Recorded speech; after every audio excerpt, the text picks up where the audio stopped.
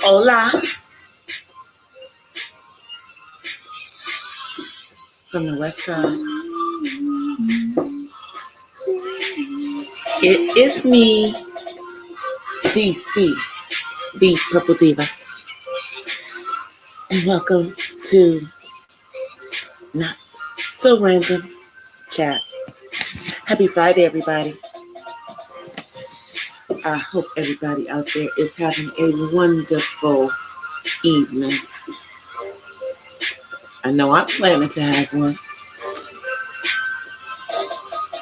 Anyway, I'm hoping that you guys come on in.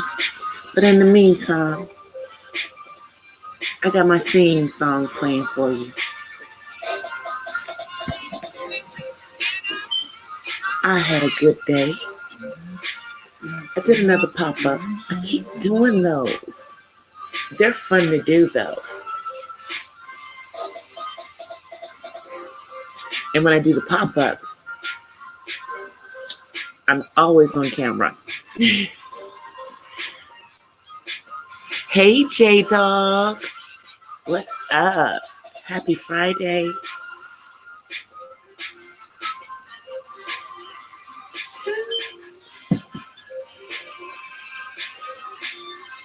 I didn't get into I was in nobody's live streams today, J-Dog. I feel so bad. I'm going to be in people's live streams tomorrow. But today, I was busy running around, catching up on people's channels.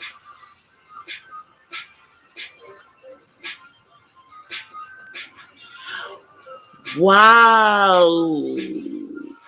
So we're both at 1100. Yeah. Yep. Now we gotta. I'm trying to work to get to 1200. Yep. I know. After you get to 1K, it's like it gets harder to get each 100 people. You know, it gets harder to, and you really have to expand your networking and really look, go to groups and stuff that you wouldn't normally go to. Because what I'm doing is I'm going into like the live streams of people who I'm becoming friends with.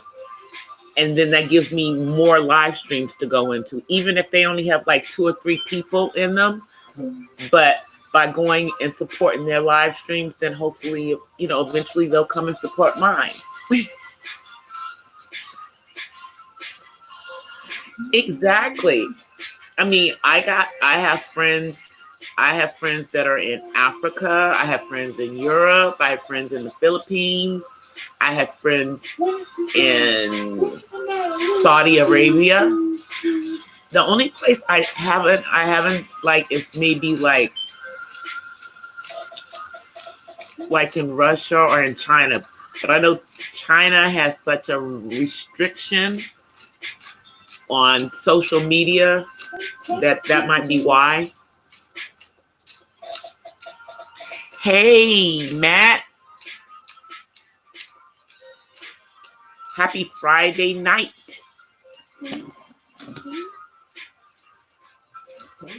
Yeah, not talking about anything much yet. Just seeing how everybody's Friday was.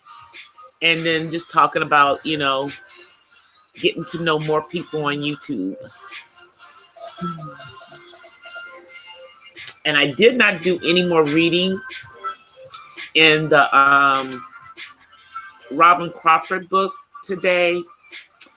But in light of some of the stuff that I have been seeing in these YouTube streets, I'd like to talk about loyalty and what it really means to be a loyal friend, a little bit. Because I think people don't really know what it is to be loyal. Because, like, here's my perspective in regards to Robin writing this book. As I said, I feel like it's a money grab. I could be wrong. I could be right. I don't know.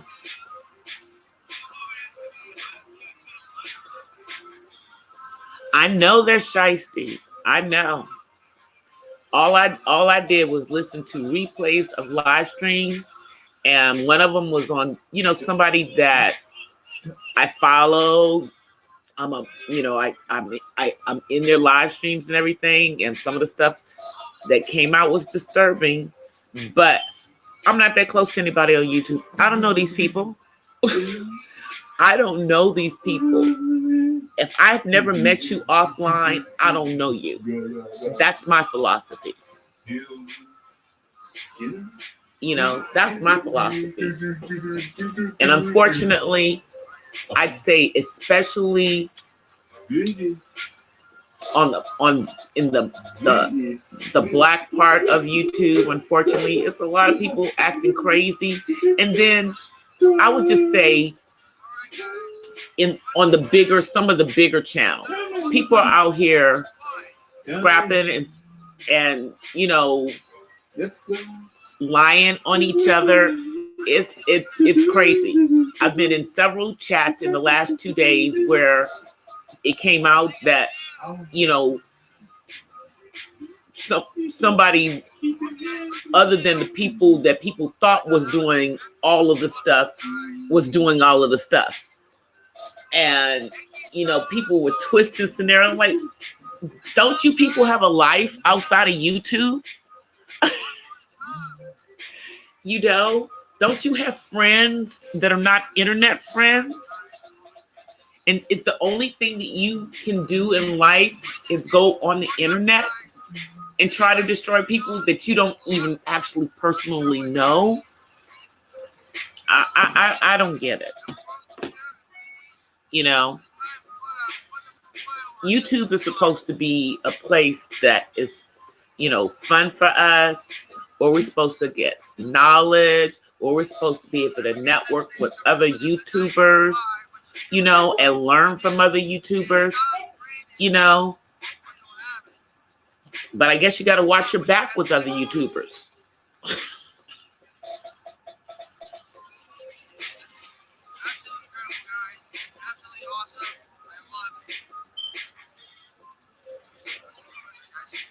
I know people trip like that. They like, if they saw you in somebody else's chat, don't come in my chat because, me and her got beef. Excuse me?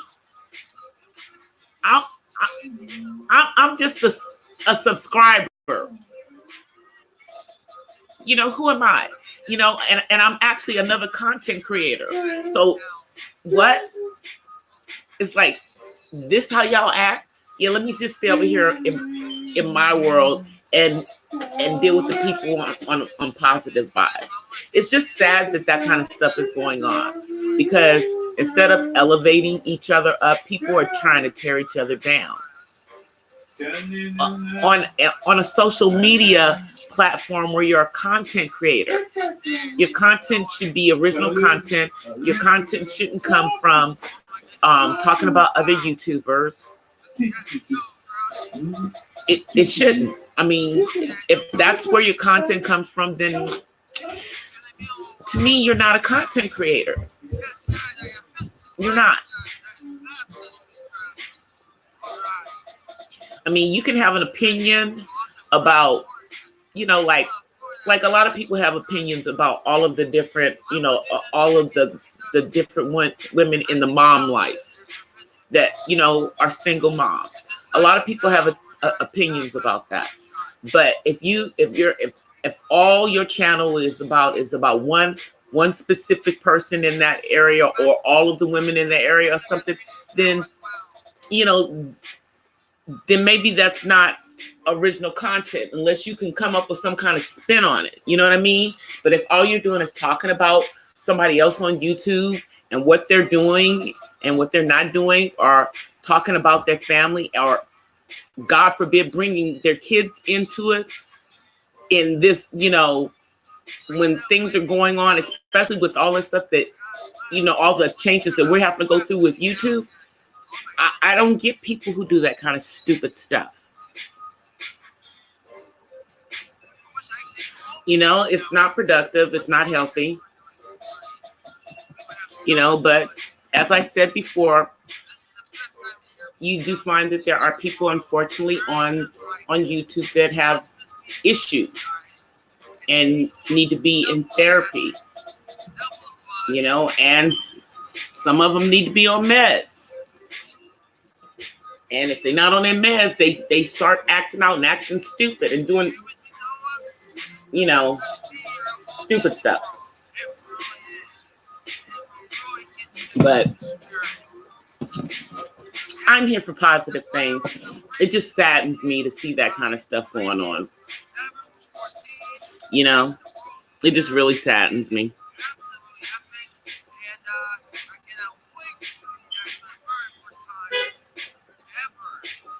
Yeah, it gets kind of crazy with that kind of stuff,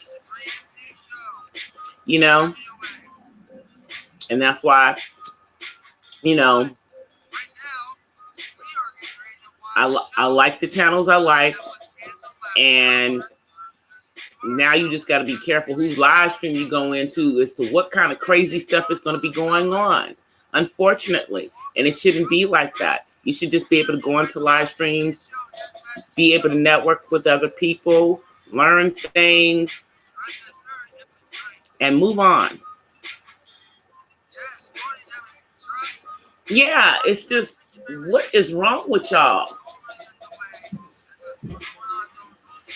Like, you don't have another life off of YouTube, or I don't know. I mean, I created my channel to talk about autism and to talk about my life as a caregiver, and, to not glamorize that life, but just to talk about, what it is that I have going on in my life, and to educate people about autism, because even though there are a lot of people with that in the world, people don't know that much about it. So, and through that, I've met people who actually have autism, who are adults, just like my son. And I've met parents. So I've met, that's the kind of experience that I'm having on YouTube.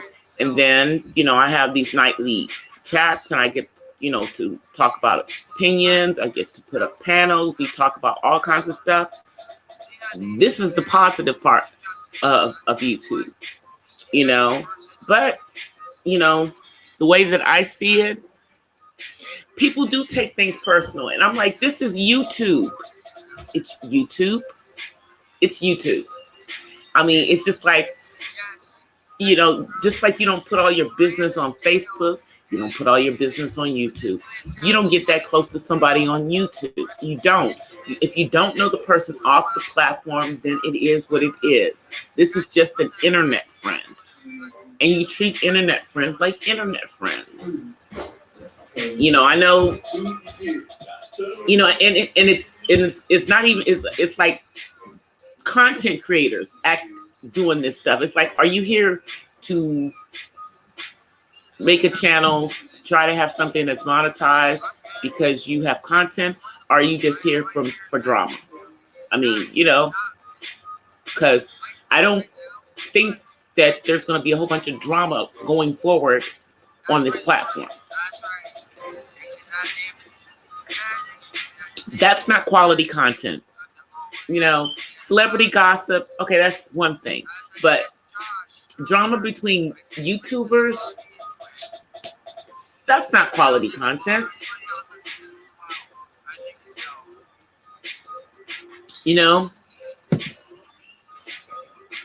And it's better for those folks to maybe go find another place to be.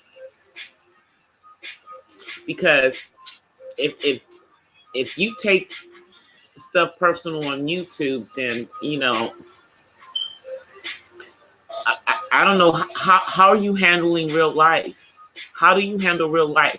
If you're taking that seriously, how are you handling real life? You know, and then the thing is that some of the people that are doing this stuff, it's not even just young people that are acting up. You have older people that are acting up. So it's like, then you're just like, you sitting there and you're scratching your head saying, what the heck? You know, are we all in high school? Hey, Amanda. How are you? Happy Friday.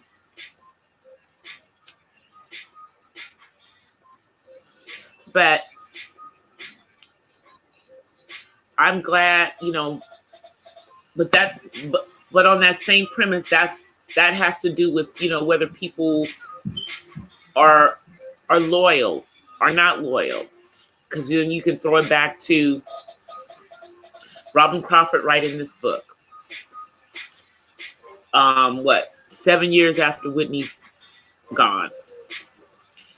And, or it might be more than that. I don't even remember now when she died. Maybe more than that. Might be 10 years now. Yeah, I think it was 10 years. But it's like you could have taken everything that you knew about Whitney and her family to the grave. Because you know what? That's what a friend does. But you wanted to make this your moment and to make this about you, you know, because people didn't really know about you. I mean, they knew about you, but they didn't know about you. You know, you were Whitney's assistant. You were her right hand. You were her best friend. You know, and something happened and y'all fell out. And you basically really never made up. So why are you doing this? Is this really being loyal to Whitney? You know, why are you saying she would have wanted this? This doesn't sound like what she would have wanted based on what you're saying about her in the book.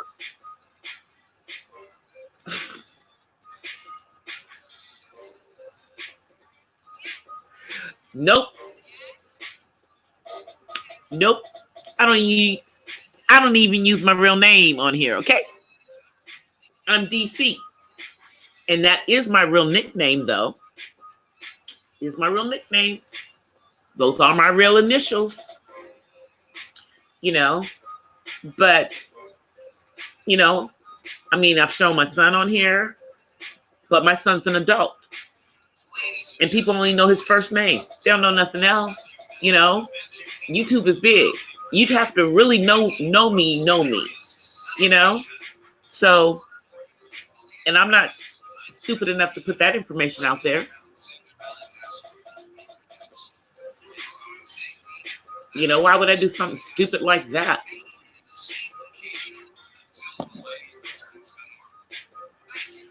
You know, that's why I don't understand, you know, like people are on YouTube and they'll be like talking about people.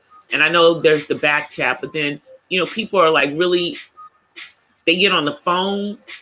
I'm like, how do y'all have each other's phone number? How do you have each other's phone number? You know, and now you're complaining because of stuff that's happened and this person has part of your personal information because you gave it to them. You know, I mean, we have the other situations where you have creepy people that go Google your information. That's another kind of creepy, you know. But when you willingly give information to somebody that you really only know from online, you know, that's when you give them a Google number. You know, you have a Google number for those folks. You have a P.O. box for anything having to do with YouTube.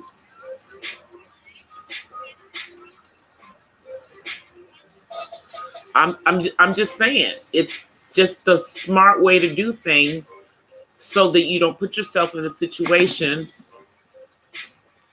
of someone putting information out there. Unfortunately, there is no loyalty, there is no sisterhood, there is no brotherhood on YouTube. It doesn't exist. You unfortunately can't trust nobody. You know, you have to always have things at a certain extent. Even if you do collaborations with other YouTubers, you still, you know, there still has to be, you know, certain things. Because, like, I mean, think about it. For the most part, since that crazy incident happened with B Love and that other YouTuber trying to trash her channel, they no longer do collabs at their house because of that. Once again, can't trust somebody else. And they were trying to do business with this person. And then this person turns around and trashed them. And didn't do it right away, but like waited months. I'm like, who does that? Who does that? Why would you wait months? If you're going to do something to somebody, or you think somebody did something, you're going to wait months to go after them and then basically try to destroy their reputation on YouTube, which is how they make their money. Because of you're jealous. Make it make sense.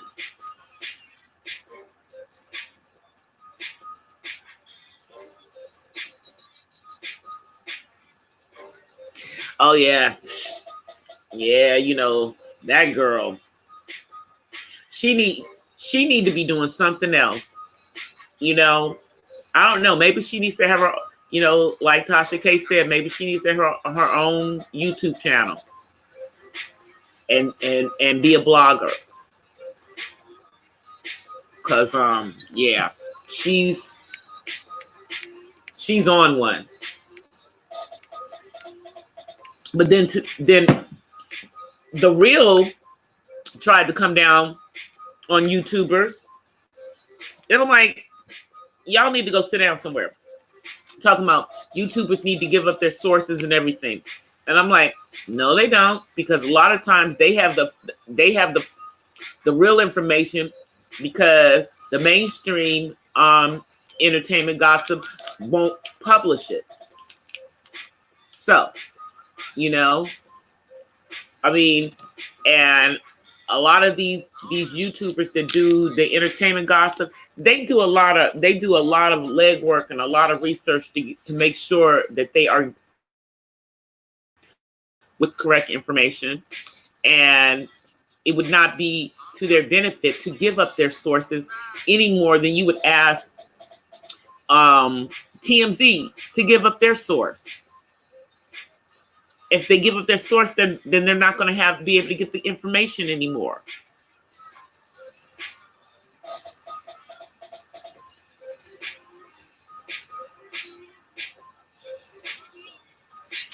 Yeah. Yeah. That girl, she got too much time on her hands.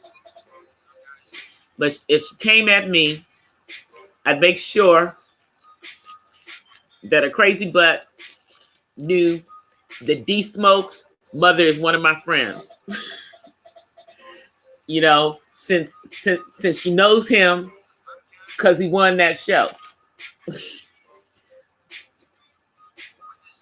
But they did that show way back in March and just put it out, you know, in October. And he had to sit on that information from March until October. And he didn't tell nobody at church. The only one that knew at church was our pastor. But nobody else knew. And now, I mean, obviously the family knew because they were there when he won. But nobody else knew. And he couldn't say anything until after all of the episodes had aired.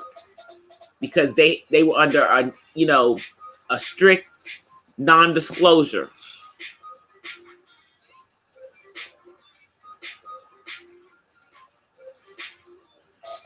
Yep. But that girl has issues, you know. But she does what she needs to do, I guess, to remain relevant. And, you know, I guess that's what Robin is trying to do. But that's not being a loyal friend. Yep. Robin is not that's not what you would call someone loyal. But you know, it's really hard to find people who are loyal today. It is, you know. I mean, and I'm talking about in all aspects. Like, it's hard to find loyal people, loyal employees. If you own a business, you know, it's hard to find, you know, loyal friends. I mean, you know, if you've got friends that you've been friends with since you were a kid, those are probably, you know, the longest friendships. But as far as cultivating loyal friends as an adult, it becomes harder and harder because people are so, I don't know, into themselves and, you know, stuck on like this, not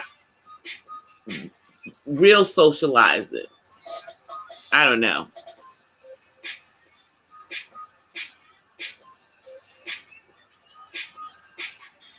Yeah, doing the gossip blogs, but you know, you can only distort and, you know, turn things to look your way for so long. After a while, they're not going to look your way. They're going to go in a different way. You capitalize. I see you capitalize your stuff, so it's not small letters anymore, Matt. I noticed that. But you know, I mean, I like ones like I think like Neek at Night. She does her research. When she does her stuff, Jovi does her research, and really Jovi is only giving her opinion about stuff. You know, Tasha does the digging and everything, and most of the time that stuff that she says pans out to be true. So what can you say? You know, I used to watch daytime tea time, but after all that messy stuff, well, you know, with her and Armand and Tasha K, that just kind of, you know, I didn't unsubscribe, but you know, I don't really listen to her that much as I did before. And then I really stopped listening to Lovely T, you know, after it was evident to me that she had issues with darker skinned women, being a darker skinned woman herself. Just crazy to me. So, you know, I don't like to deal with people who are into self-hate. So, and, you know, she gets on there and just talks kind of crazy sometimes too. And after that, the whole situation between her and Tasha K, when they were on there with Lioness of Judah, who I think channel got taken away recently, or a while back. Somebody saying, because somebody else told me her channel got taken away. Her channel is down because she got arrested or something for doing something to kids. I'm like, see, you just don't know what kind of people are up on YouTube. You just don't know who's up here. You don't know what these people are doing offline. You know, and I'm like, what is that playing? I forgot. I am playing one of the another YouTubers. I'm playing like 20 hours of his playlist. So if you hear like some mumbling in the background, that's because I have it in another tab playing, and it's still got about 17 hours to go. But I'm trying to help him to get his 4,000 watch hours, because if I help him get his, he'll help me get mine. And he's a lot closer than I am.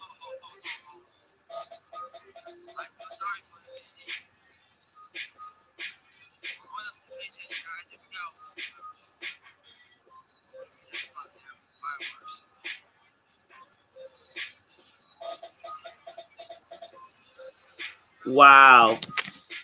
Oh, Neek, she can be, she can act a little, crazy with people sometimes, because she's a single mom and stuff, so she gets kind of.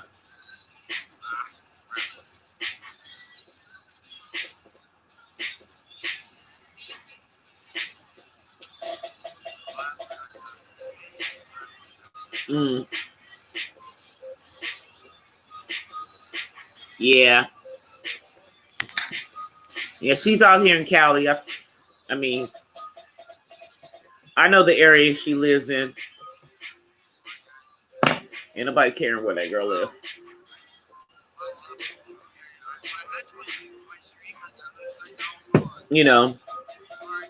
But she's got a lot of people that be following her too.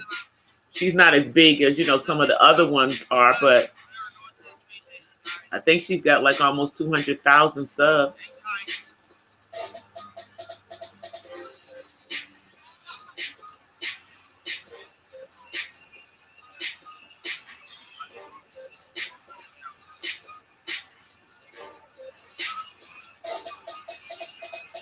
Oh, what videos did she delete, Matt?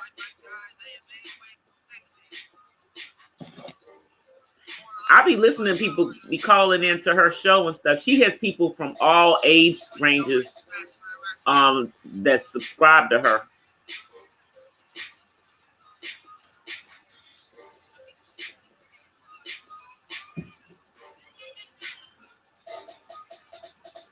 I'm like, what did she delete?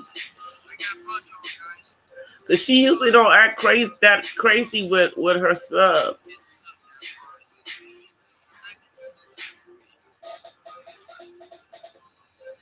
She usually doesn't act that crazy.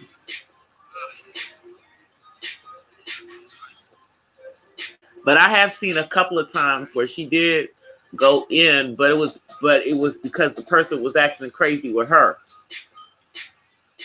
So, and that was back when she was getting mad at people about the R. Kelly thing. Hey, Terry. Good evening. Yeah, I was just, really just talking about loyalty around these YouTube streets. And, just loyalty in general.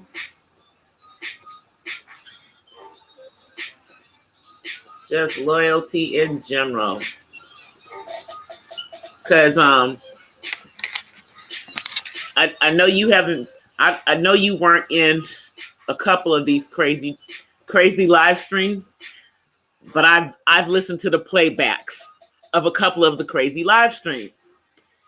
And I'm just like shaking my head, because it's like, well, dang, this is just YouTube. People have taken some things so seriously and like held grudges and done stupid stuff to other people on YouTube. And to me, it's like, nobody's really your friend on YouTube, but,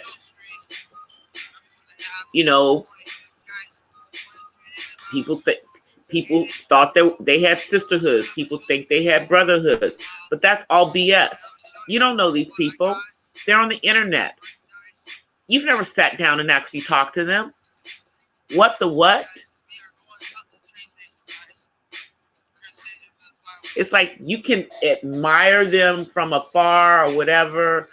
They may be, you know, like your YouTube associate, you know. I mean, like I gave the example of that debacle that happened, you know, earlier this year with that crazy girl who collaborated with B-Love. And then like 6 months later decides to trash B-Love. Like, are you mental?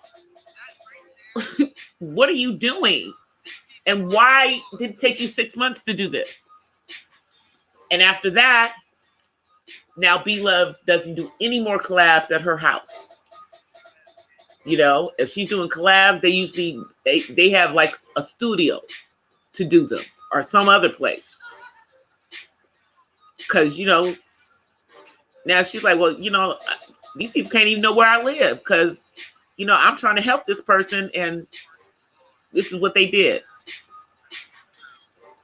And this is why I'm talking about loyalty between content creators on these YouTube streets. It's crazy. It shouldn't even be like that. It shouldn't even be like that. And then, you know, I don't know, Terry, if you subscribe to Cluster B, but if you do, I'd take a look at her last video. Because after I looked at that, I couldn't even look at the whole thing. Because it's like, I think it's like almost 6 hours long.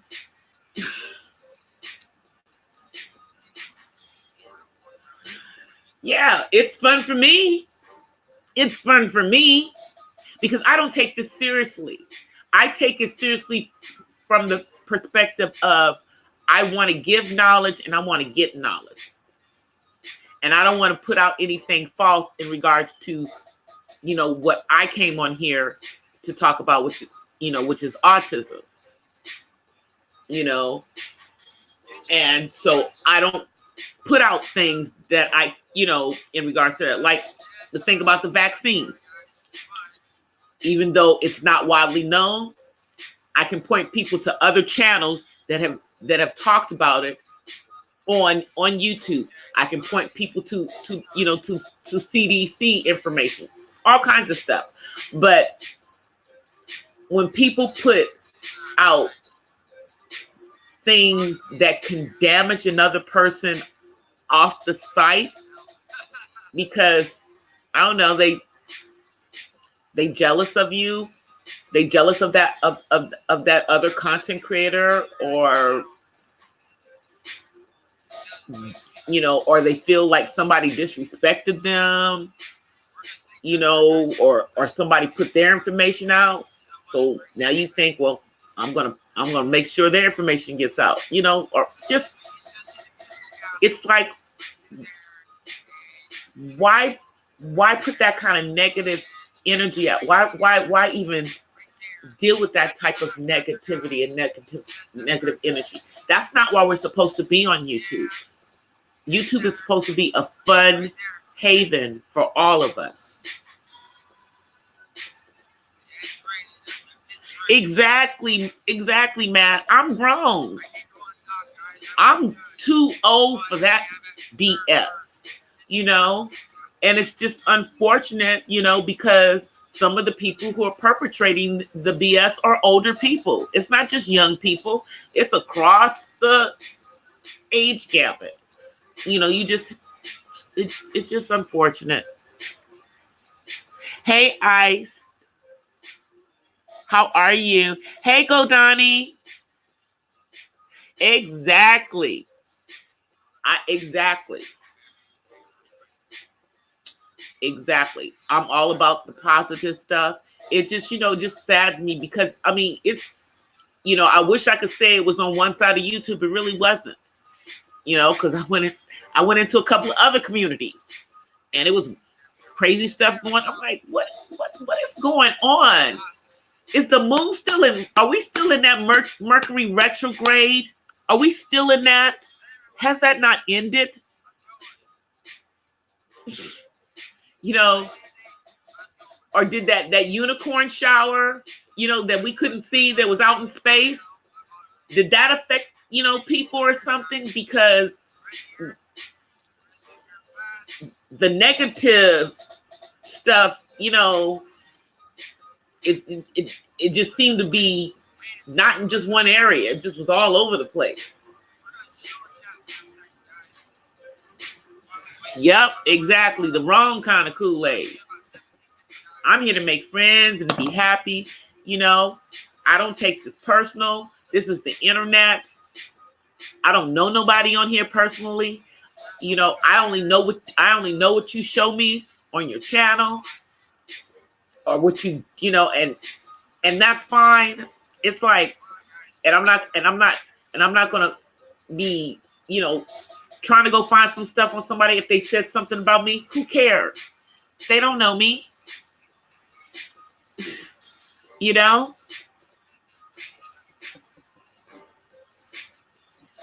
So it doesn't matter to me.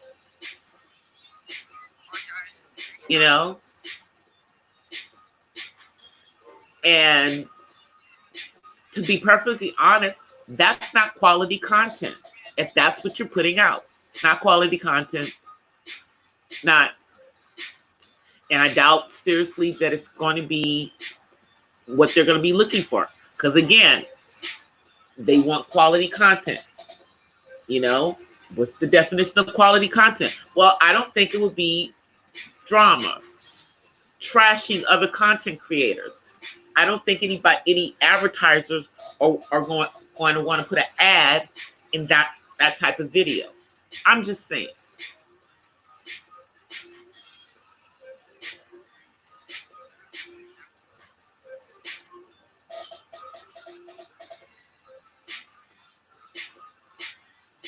Yeah, well,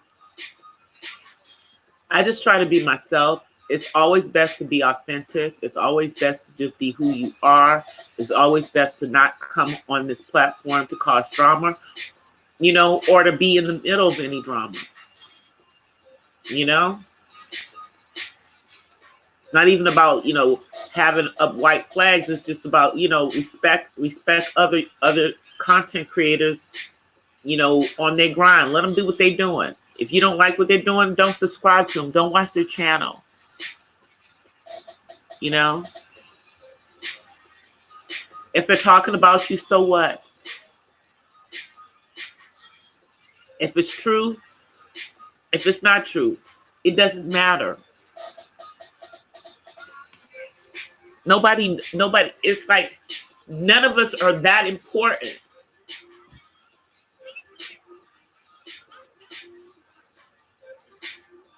But people take things too personally on here. So, I just hope that all of the individuals that are going through all of these dramas are able to roll themselves out of it. And some of them are people that I know. I don't know them personally other than on YouTube, but it saddens me because when you look at the individuals from your own standpoint, and you think that they could probably be putting out such good content, but this is what they're doing. And it's like people keep telling them, don't keep doing this, don't keep doing that kind of stuff. Just, focus on growing your channel with positive stuff.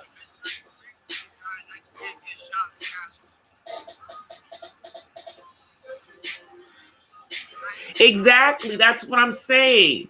I don't know anybody. It's like, I just know y'all on YouTube. Maybe like next summer, I'll go to VidCon and I'll actually meet some of the people that are content creators. Then I can say I know them because I actually met them. But then I don't really know them. But then I can say I know them like in real life off of YouTube, because, then at least you can probably have 2 seconds a conversation with them and see that it's the same person that you saw on YouTube.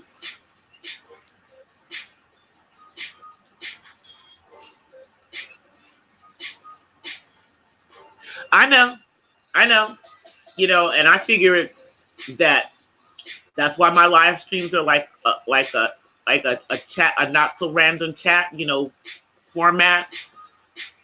And my videos are about autism, and I know they want content in regards to that because they don't have a whole lot of autism content, but they do have autism ads because I've seen them.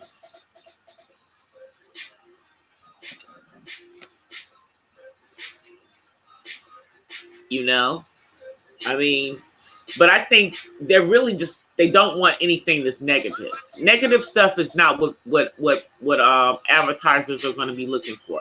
I don't think advertisers could care. I don't think they really care about, people giving different types of opinions about certain things, about, like the conspiracy theory channels and everything. Many of them are monetized and have advertisers on them. Some of them even have sponsors. So I think it's just more the negative stuff that they're going to be looking at, and then obviously they don't want anything on here where people are putting out content that could potentially reach kids. That's crazy.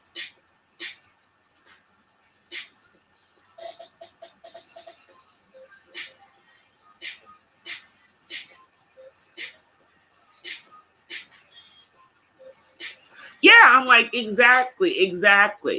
The chat streams can be anything that you want them to be.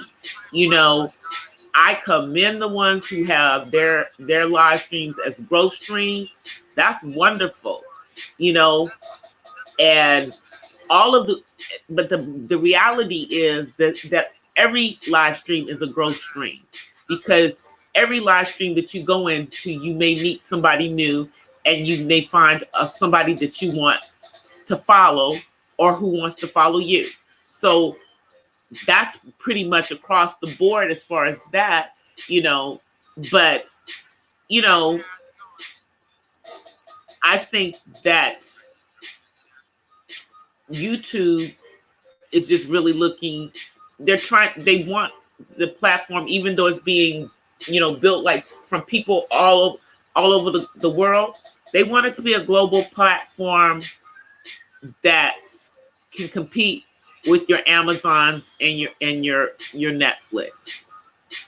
But on a more personal level, because they're still going to have some of us content creators, but they're also drawing some of the corporate ones on here. But the corporate ones are coming on here and finding out it's not that easy to get people to follow you. It isn't. And they want everybody to organically grow their channel. They just didn't say how to organically grow your channel. So we do what we have to do to organically grow our channels and get people to notice us.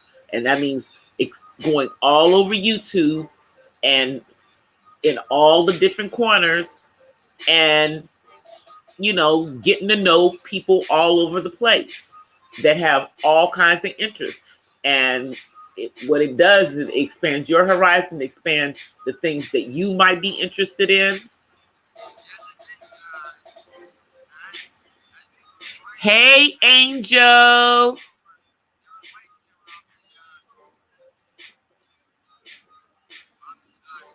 I know, that's so non-productive though, Terry. It really, really is. It's not why I'm on YouTube. That's certainly not what I'm looking for.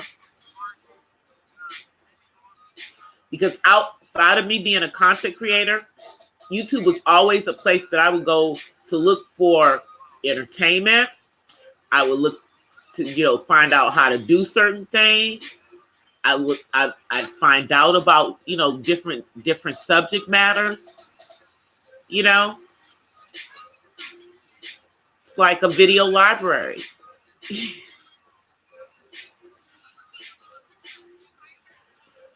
That's what I'm saying. And that's what I was talking about. I found Minister Jap has a new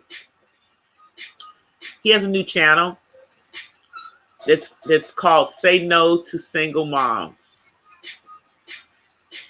And he highlights the all of the single moms, you know, that are out there, YouTubers. And on some of them, you know, he has some good points and stuff, you know, but my issue is that he puts all single moms into that category. And I'm like, I mean, and then he does do a disclaimer. No, he says some aren't like this, but most are like this, you know, because I've dealt with this firsthand. Okay, so you dealt with some trash women. You dealt with some trash women who made some wrong decisions, you know, had kids with somebody else. You were the cleanup man who came in. You tried to do good by them. They dogged you. Okay, that's your story. But that's not the story with all, you know, with all women who have kids, you know, that are single. You know, because like I said, some of those women aren't really single moms. They may be ex-wives or widows, you know? So it's like, you know, it's not always a situation of them actually being single. And I'm talking about in the world in general, but that's the thing that they like to spin about, you know, stay away from all of these women, you know, who are having these babies. You know, you don't want to get with a woman who already has kids, you know. And you know, you don't want, because if you do, then you're considered a simp.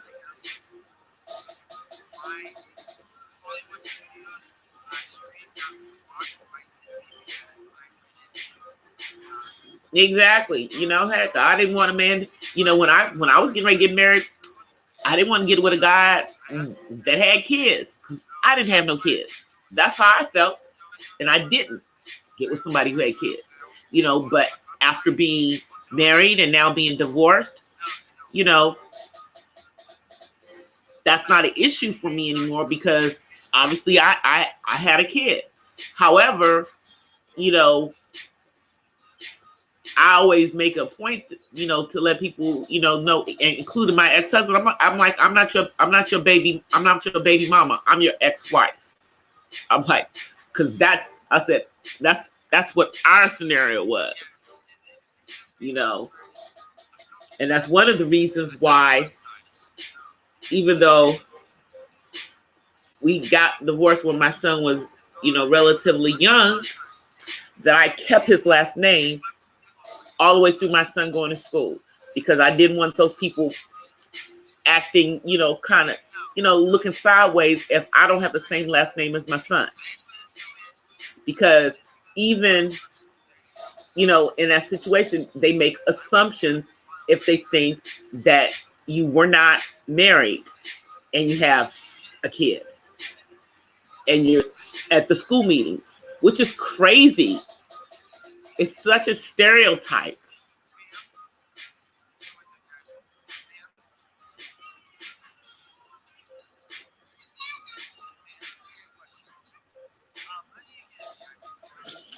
I don't even, I mean, it's like,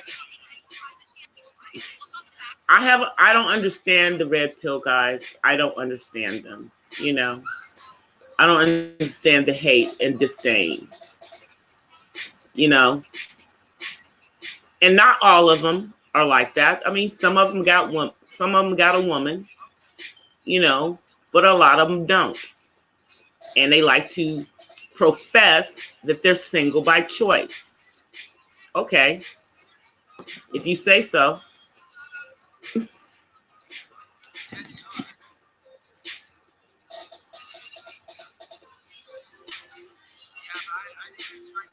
Exactly, Angel. Yep, exactly. It's exactly, yeah, it's pointless. It's pointless. It's wasted energy. It's like you could be doing something else with your energy. Why did you get on here if all you're gonna do is argue with other people and cause drama? Yeah, and I still haven't been to Popeyes, and I wanted to order the Cajun turkey. Man, I'm gonna have to go. I'm gonna call one to make sure they have them. Yeah, that's what I'm gonna do. I'm gonna call to make sure that they have the Cajun turkey, so I can get that, because I want to get that, because I want to cheat with the turkey. Because then I still might deep fry it, but it'll already be seasoned.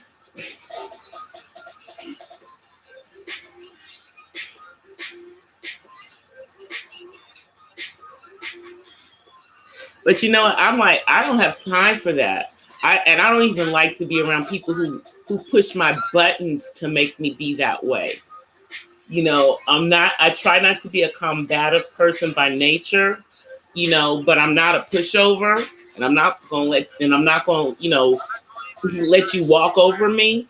But also, I'm not into the arguments. I don't do that too well, shouting and screaming, if I'm shouting and screaming with you, then I probably don't need to be talking to you. I probably don't need to be talking to you.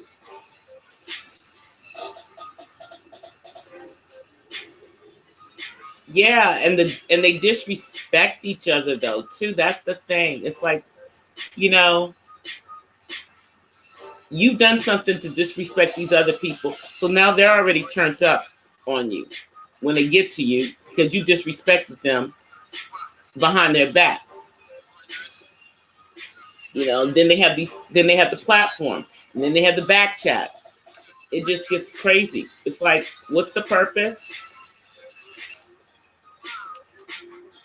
I thought we were all here to have fun, And if you don't want to get monetized, that's fine. Okay, fine. But some of us do. And we're not here for the foolishness because we didn't come here for it.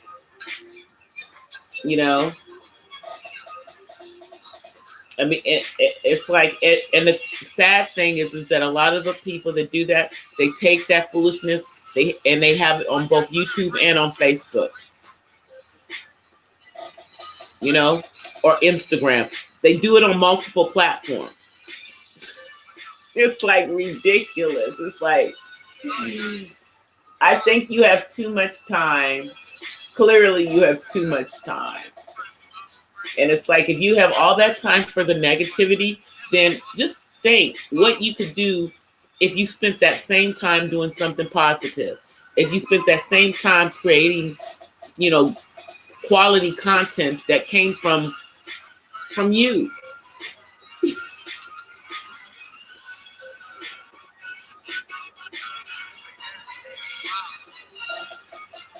Yeah. I'm like, I'm not for the nonsense. I'm here for other stuff. And if that's what you want to do, okay. It's like, okay. But that was just disheartening about that one individual. It really was, but nothing surprises me on this platform. And people's behavior, nothing doesn't surprise me either.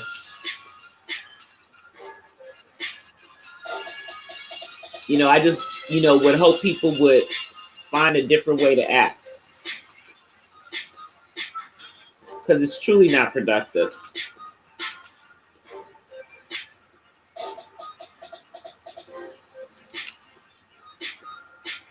It is truly not productive. And I am on a proactive mission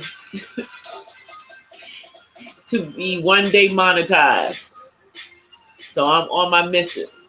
My mission started in August.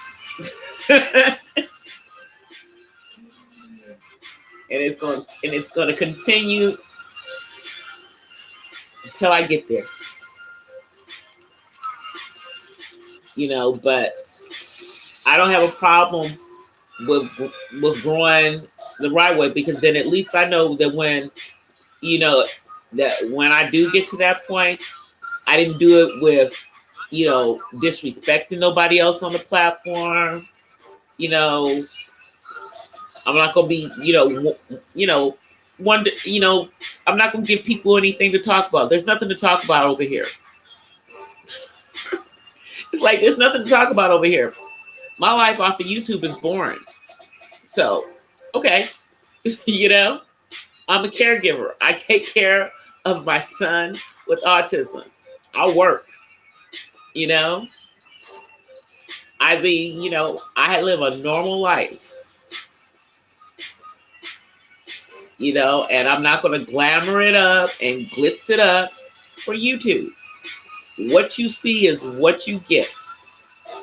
And that's what all you get. It's like I'm letting people into a part of my life.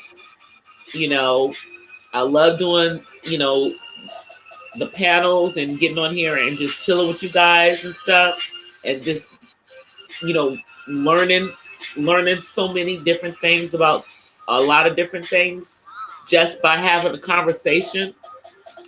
You know, people don't do that anymore.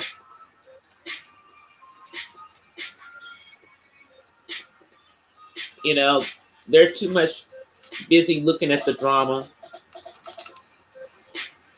It is very, very true, you know.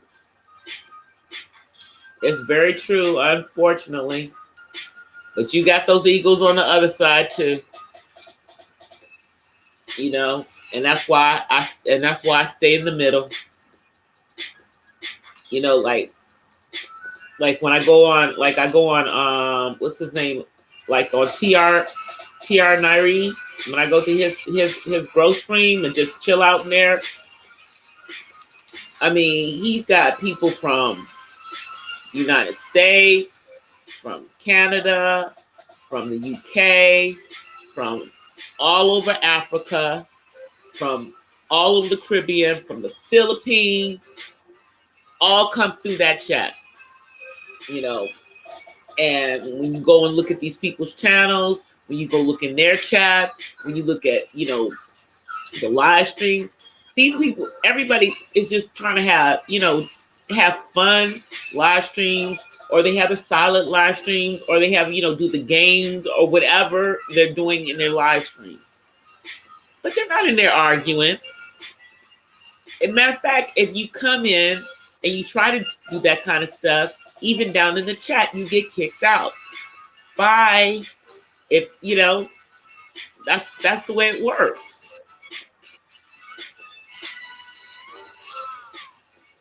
Because nobody got time for that. Ain't nobody got time for the drama. You know? We didn't come here for that. You know? We didn't come for that. It's like, I'm sorry. I'm not even getting paid for this. And you want me to deal with drama? Are you kidding me?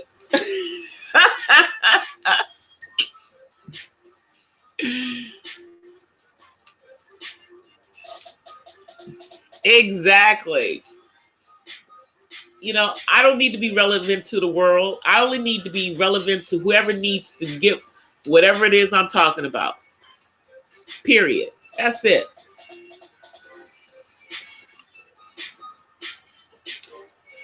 But who wants to be relevant on some negative crap? That's not the way to do it.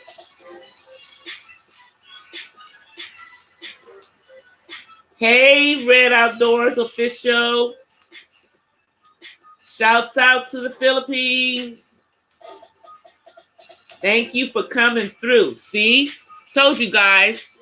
I got friends all over the world. We on the happy train over here. Happy Friday, or it's already Saturday in the Philippines. How has your Saturday been so far, Red?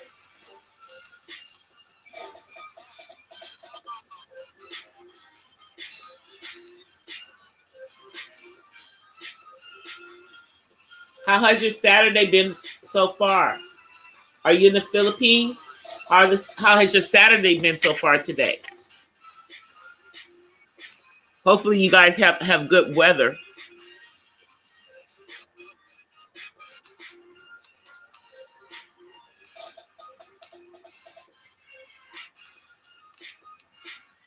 We have rain coming.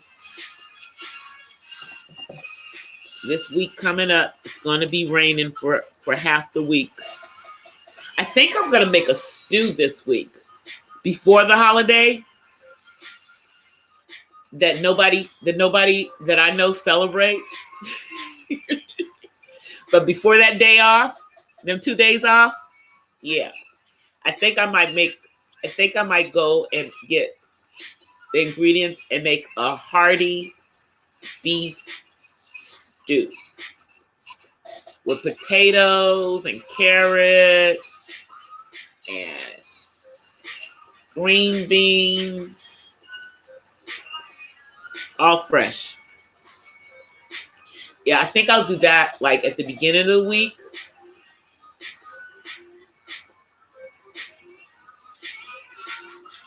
So that I don't have to cook that much before Wednesday.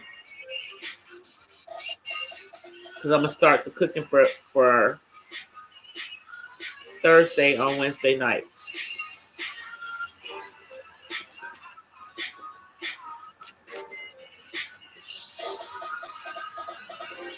Because it'll be my first gumbo. Shoot, I haven't made gumbo since way at the beginning of the year. So it'll be the first gumbo I've made since the beginning of the year. So yeah, I'm gonna make some gumbo. And I'm gonna make some sweet potato pies. Do collard greens. I'm gonna do my Creole stuffing with crab meat and shrimp. And I think I'm going to deep fry the turkey.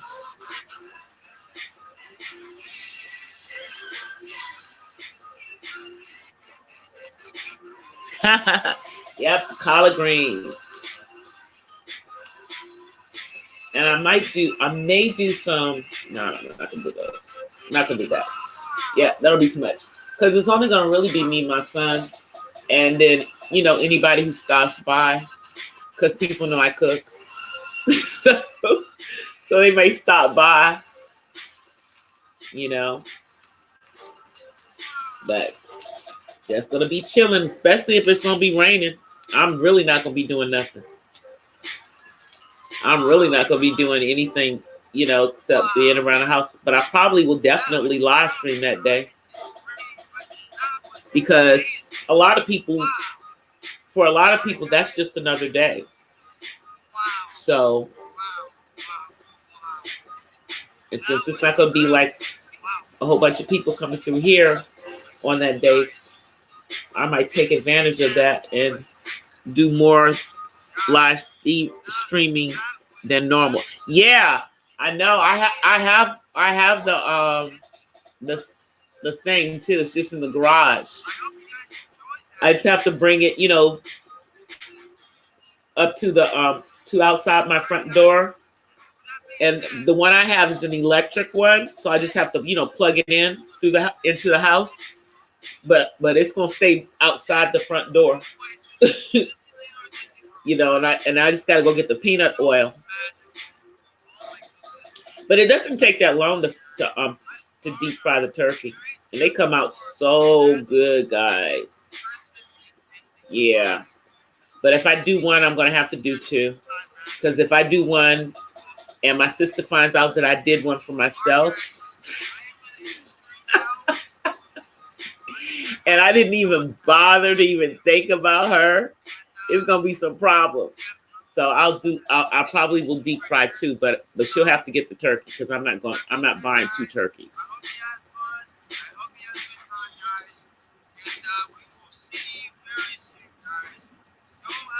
Yeah, I don't really eat pork that much. I only eat like a rib or two during the summertime. And I don't really eat a lot of red meat, but my son does, and he loves bacon. So I must accommodate the other person in the house, because I'm not going to force him to have a plant-based diet, yet. I watch his salt intake, and he can't eat bacon every day like he would love to. But, and I make sure he doesn't get a whole bunch of sweets, even though he likes sweets. I like sweets too. But even though I like to eat my M&Ms sometimes when we're doing a live stream, I'm not eating M&Ms tonight. And I'm not drinking coffee tonight. I'm not doing either one of those things tonight. But I was drinking. No, I wasn't drinking coffee on the live stream earlier. I was drinking a Snapple apple. Did I have coffee today? I might not have had a coffee today.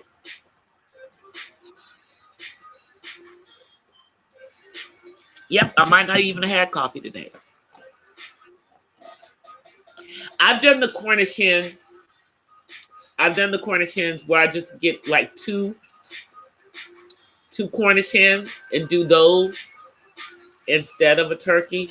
But I'm not going to I'm not getting a huge turkey. But it's got to be at least, at least the 13. It's got to be at least 13 pounds, for me to do the, or it's not big enough for me to be trying to deep fry it. So, but my son loves turkey. So what I do is, like, with whatever we don't eat, I immediately start slicing it up for sandwiches, and then I make a turkey soup.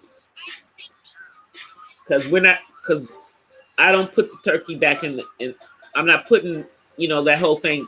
It has to all be sectioned out before it goes back in my refrigerator. I can't do it.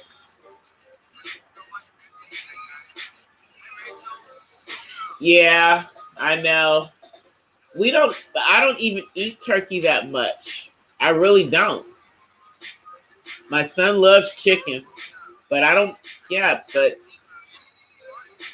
he doesn't eat turkey sandwiches that much. So, yeah. Of course, I could just go to Honey Bake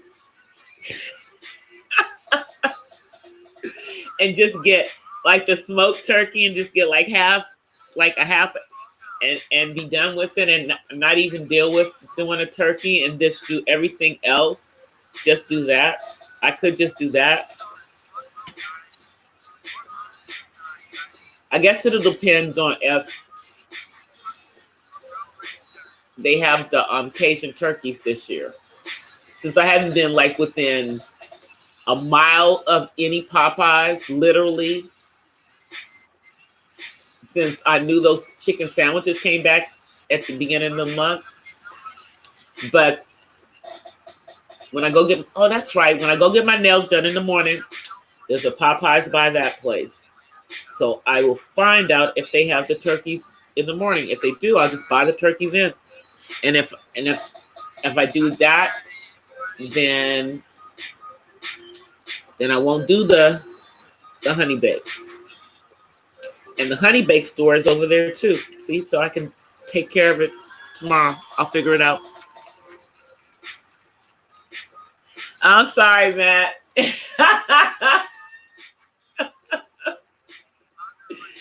Sorry.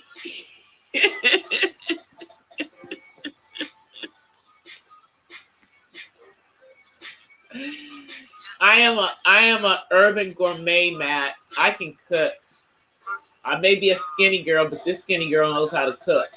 So, but the thing is that I don't do a whole bunch of that, like everything from scratch cooking, except during the holidays, because it's just me and my son. So there's no reason for doing all of that stuff. You know, if I was married still, you know, and had a husband, yeah, I would be cooking like that all the time.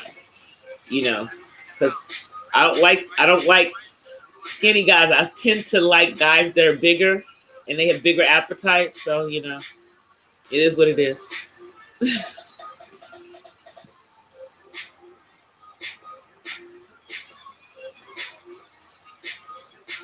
Oh, yes, absolutely. I know some people are about to pull out those chitlins, but I don't do chitlins. So, but one of my friends is going to have some. I'm like, you go right ahead. I don't do them because by the time, because my mom never cooked them, she would eat them, but she would never cook them. So because she never cooked them, we didn't eat them.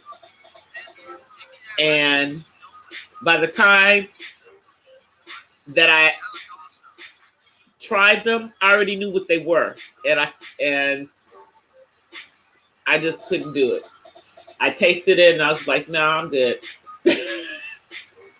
But some people love them. I can't.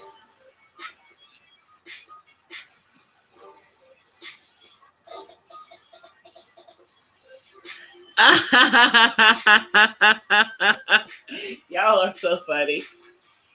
I know sometimes, you know, just talk about food. Yeah, I just can't do it. I just knew what they were. But here's the crazy thing, Terry, is I know how to cook them. I know how to cook them. Yep, I know how to cook them. I know how to clean them, and I know how to cook them so that the house does not smell like them. Because my grandmother taught me how to cook them. Even though I didn't want to eat them, my grandmother says, "No, you're gonna know how to cook these in case you get a man who likes these, so you know how to cook them." And of course, I've been with guys that like them, so I've had to cook them from time to time, but not my favorite thing. And I'd much prefer if they go get them somewhere else.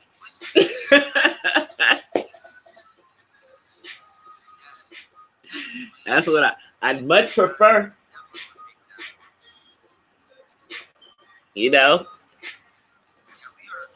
But yep, this is the time of year when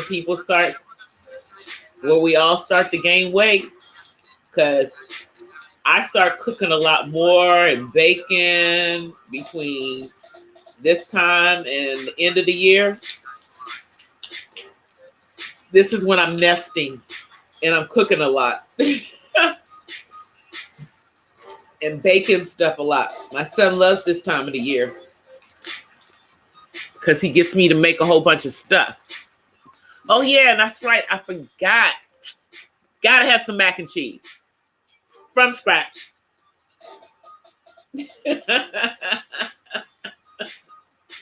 Can't forget the mac and cheese. Gotta have that.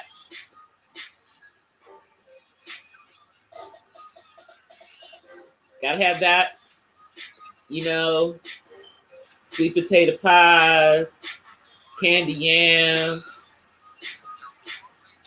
all from scratch. And that's why I start the stuff on Wednesday night. So even when I come on Wednesday, I'll probably be cooking while I'm talking. I'll probably have stuff going in the kitchen. I don't know. I may set up my laptop in that area so that I'm just over there, where the food is.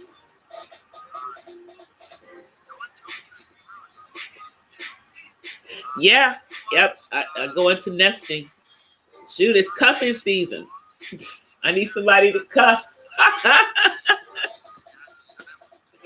It's cuffing season. That's probably why I start baking and stuff. Go into nesting mode. during the holidays and stuff. And it's really the time of the year where I get to do a lot of that stuff. You know, because people have parties and stuff, and, you know, potlucks and stuff. Friends do. Since I don't work in an office, you know, I go to other types of potlucks.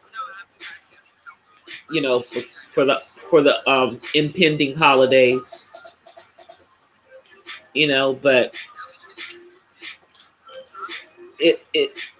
the sad thing is that, like, we all know that all of these holidays are based on pagan things, and that they really have nothing to do with anything that anybody as a true person that actually believes in God would deal with, but we deal with them anyway. That's the part, you know, because it's hard to unlearn and stop doing all of those things, especially when you have, you know, kids and stuff, because they don't understand. You know, that's the same thing. It's like for my friends who grew up in the Jehovah's Witnesses, who celebrate nothing. And I have family that are Jehovah's Witnesses. They don't celebrate their birthday. They don't celebrate anything. I mean, they take it to the absolute extreme. You know, I don't know. There's got to be some kind of balance to be able to celebrate things, certain things, and not deal with the pagan aspect, but I don't know if there is. The only good thing about Resurrection Sunday, because nobody likes to call it Easter, because we don't like to deal with the bunny rabbits and stuff, is that typically does happen around the time of Passover, when it's, you know, and it typically does happen around the time that he actually did, you know, die, but and was raised from the dead. But you know, the Christmas thing, that always gets me every year, because it's hard to kind of just balance that this don't really have nothing to do with Jesus. It really, really doesn't. And then, you know, by the same token, Thanksgiving really had nothing to do with being thankful. That's just what we use it for now. But the original thing, it was nothing to be thankful for.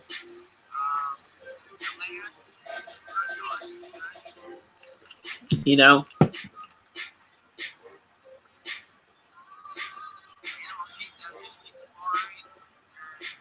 Oh yeah, gotta be 3 cheeses. And cutting up the Velveeta cubes and putting it all in there. And you gotta put the you gotta have your carnation evaporated milk and mix it all together. Gotta do it with my hands. So it means, you know, gotta dig in there.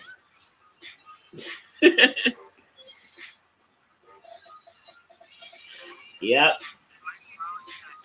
That's like the only thing. It's like I would love to have like fish and stuff, but I can never have fish because my son's allergic to it. That's why we do turkey. But then, you know, for the other holiday, if we end up in my dad's house, I have to remind my stepmother that my son is allergic to fish, because the last time they had fish and I had to leave and go get something else for David because he couldn't eat the fish. He'd have eaten it, but my dad didn't have an EpiPen around.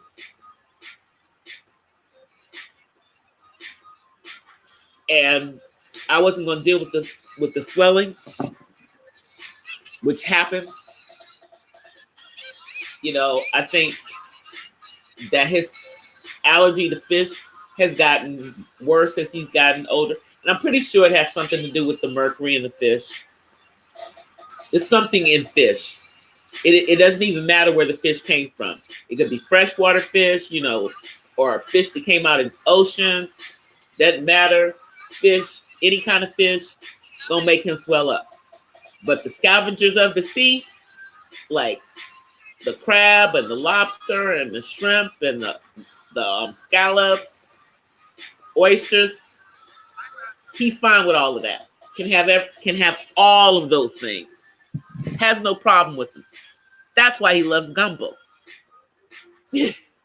Because I put seafood in my gumbo. Notice how I made this conversation go back to food. Did y'all see how I did that?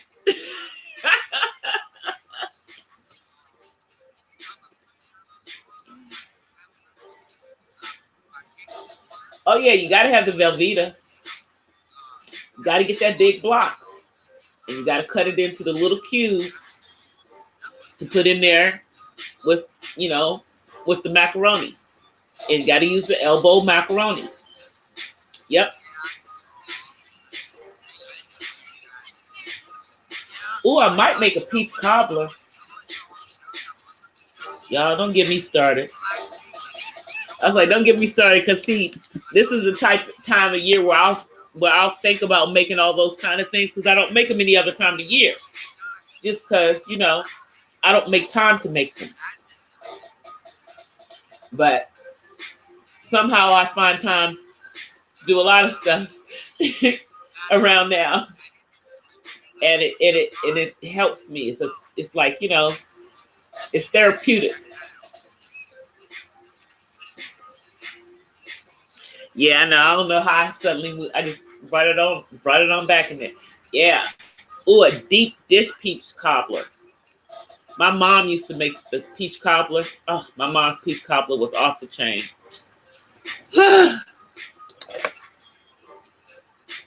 But my sweet potato pie is better than hers. I don't know. I make a very, very good peach cobbler.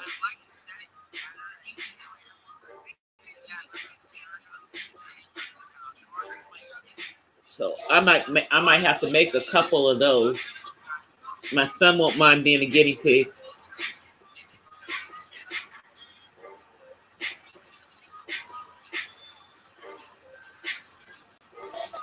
I can make both.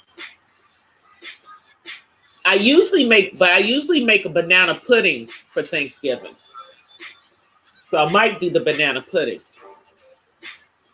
because that's also faster.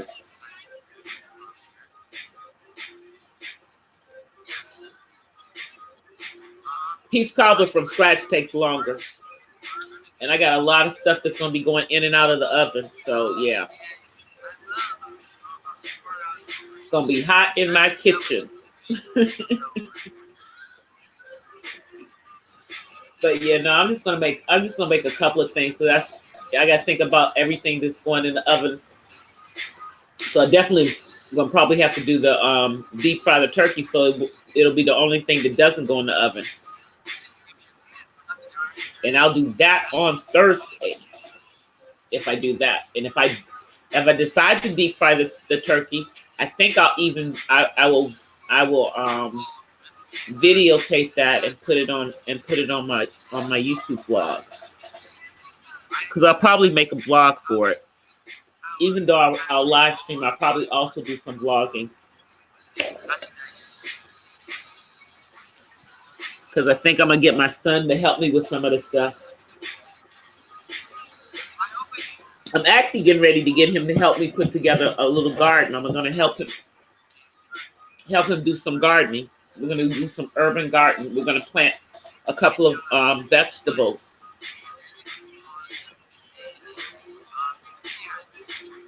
And some herbs. So he can learn how to do some of that.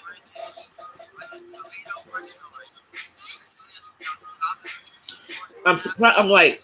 I was like, too bad DOD didn't come Leffler didn't come through because I actually did go watch that his one on Zimbabwe.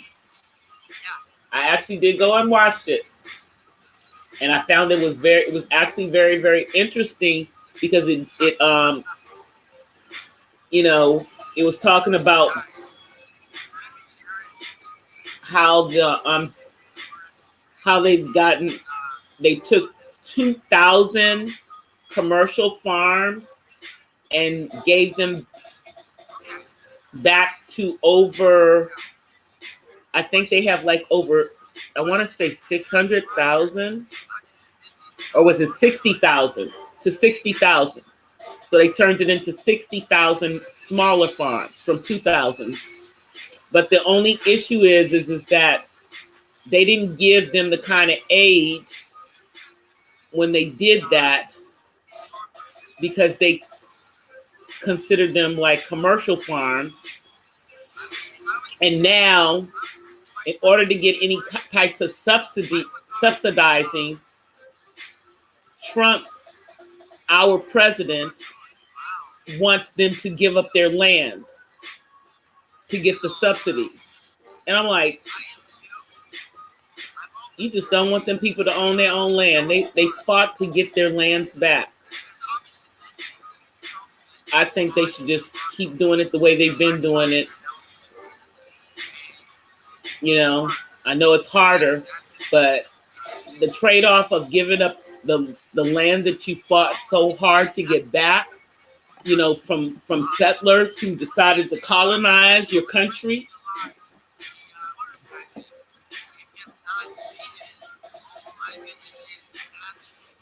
Terry, did you get a chance to watch the one on Zimbabwe that Leffler put up?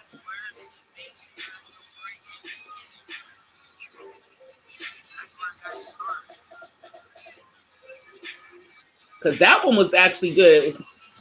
I think he got it from another channel. I'm not sure which one it was. I still haven't had a chance to go look at the one on the Africa Diaspora channel, but I'm gonna watch that one over the weekend because I haven't been to their channel in a minute, like since last week. So, but I caught up on videos on quite a few of the channels that I subscribe to, and I even left comments.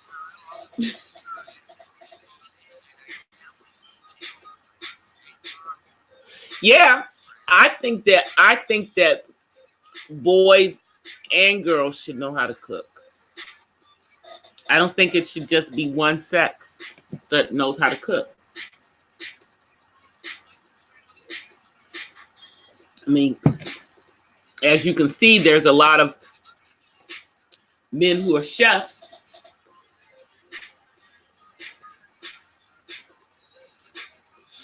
It was actually pretty good, Terry. It was buffering a little bit, but it was good. You know, because he was they did an interview with a second generation farmer, and she's a female. And one of the things that had been an issue was women owning the farmlands, but it hadn't been an issue when the settlers were owning it because they weren't, you know, the natives, but it was a problem when the native Black women, and so they had, I guess they, you know, are starting to change that because there are more women that are owners of the farm now, but it's still a very small percentage, and they had to fight to get that right.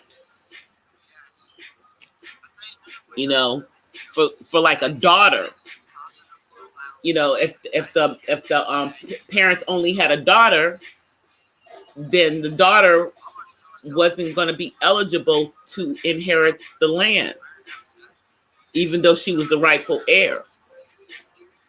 You know, penalizing somebody because they're a girl.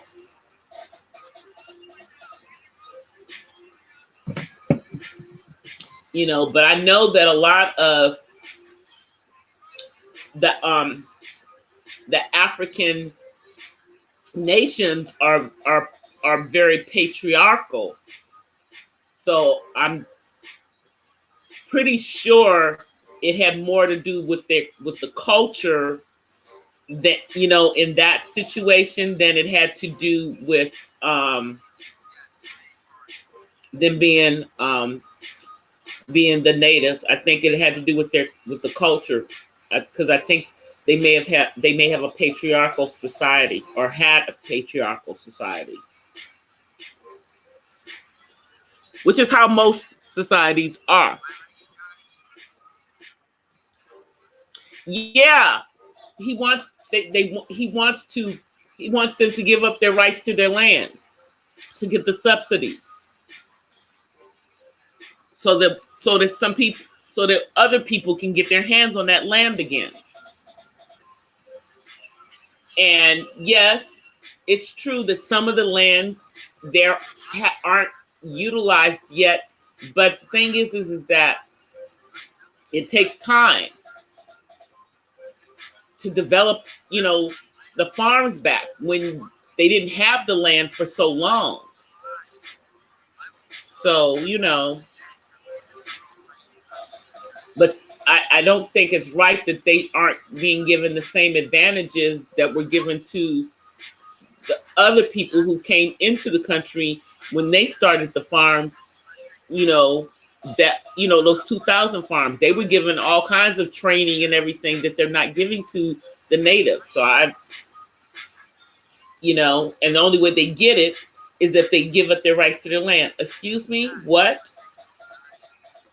So this is how we roll, United States?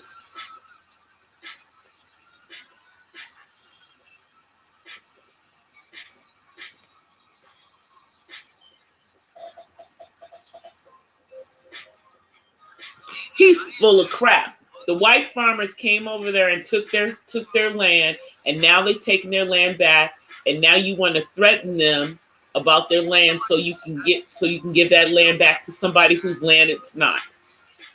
Miss me with that. You know, it's like you're trying to make it so hard for the African countries to legitimately, you know, become self-sufficient with their own, you know, produce and everything. And the thing is that they still have to import corn, which they call maize, but it's still corn. Is it maize the same thing as corn? I'm pretty sure it is. You know, but it's a staple in their diet. It's a staple in most African diets, and it's very hard to, you know, get the lands properly prepared. It takes a long time for them to flourish and be able to turn a profit and be able to, you know, be sustaining farms. Yeah,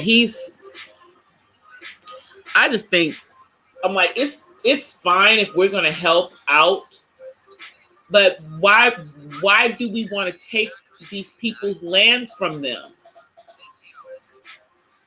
when they just got it back? They ain't had it back even 30 years. They just got the lands back in the 80s. And they had lost those lands from the 50s all the way up into the 80s. For 30 years, they didn't have it. And they haven't even had the lands back for 30 years. I don't understand that. I mean, if, you know, why do we have our hands all up in Africa?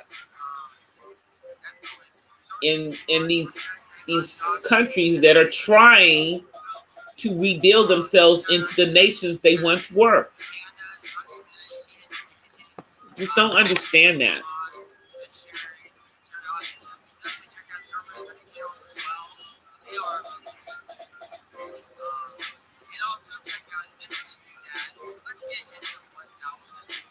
Yep.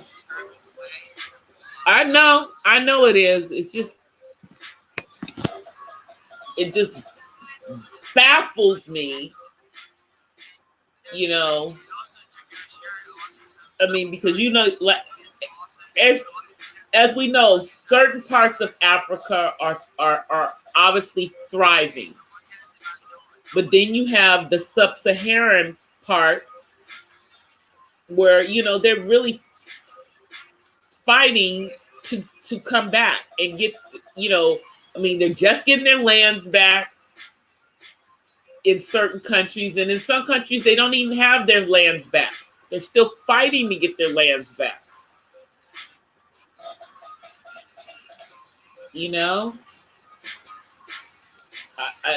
It's like, let them have their lands, let them use their own natural resources, let them control the resources that are there, and then be able to also control the market. Because the problem is that, again, yeah, as you said, Terry, their market is flooded with dollars. Why do they have dollars in their market? They're not America.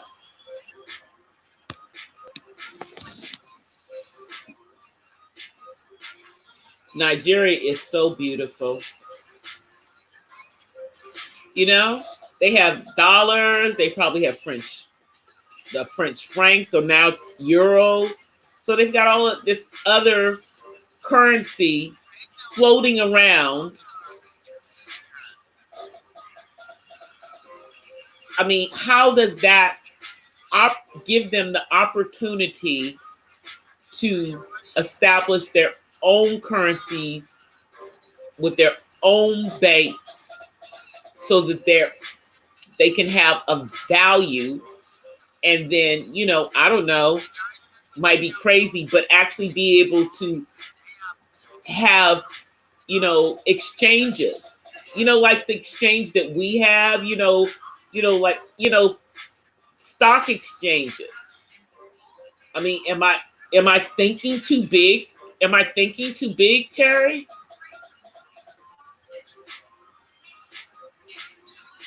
Am I thinking too big? That having stock exchanges for companies within their own countries, and all of the different, or building an exchange, a stock exchange, maybe just for the continent of Africa. I mean, just like Japan has their own stock exchange, that I mean, and China does, and you know what I'm saying? And they have one in Europe.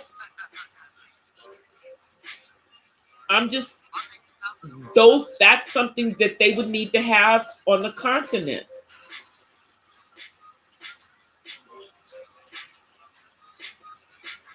But by having a collective, maybe, exchange on the continent, then that would strengthen the money in all of the countries, and they would be able to have their own monies and their own banks. But you know what I'm saying, Terry? But what I'm saying is what should happen. If that happened, then that would give the power that they need.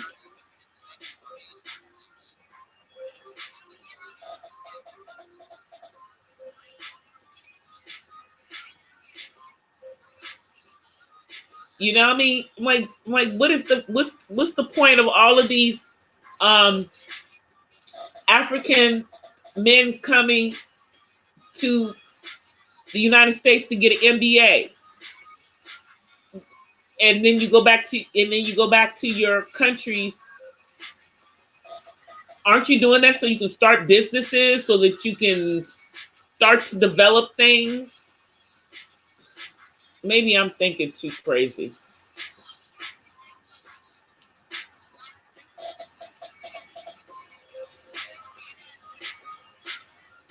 I know they don't.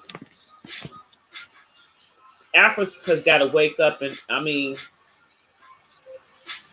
they got to wake up.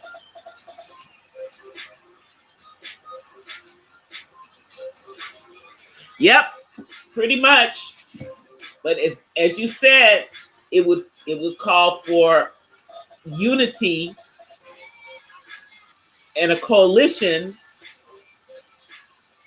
between the countries on the continent. They would have, because that would make them a economic power block. That really is the only way.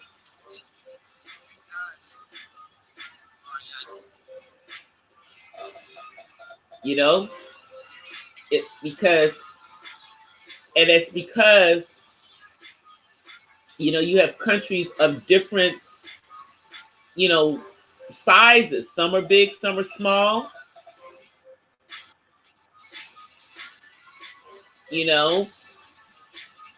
But they're trying to do the same thing that's happening everywhere else, because they even were talking about in Ledford's thing, they even were talking about the indigenous people, the Aborigines in Australia are also trying to get the lands back, in the outback. So indigenous people are trying to do that all over the world.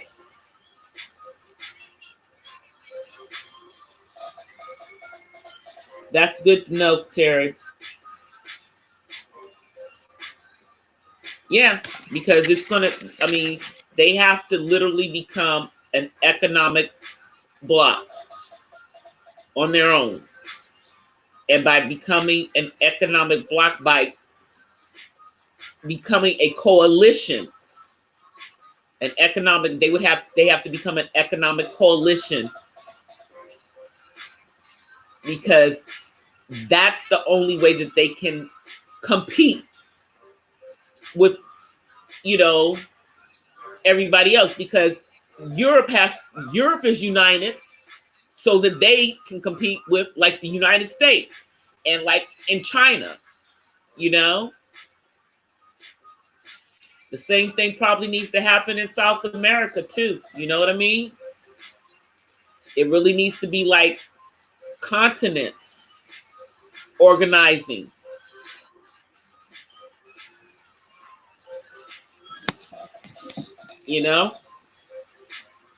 Because if that happens, then I guess we might actually find out that there is enough for everybody.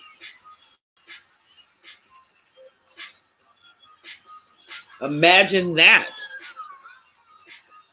There is enough for everyone.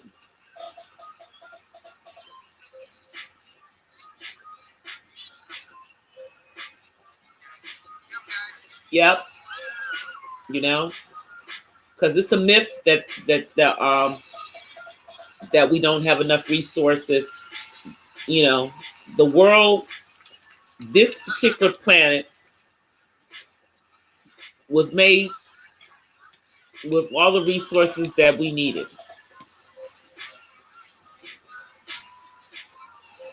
And, the land, from the ocean, from the sky, everything. So we make it so that it appears that there's a food shortage, because we purposely don't make the food available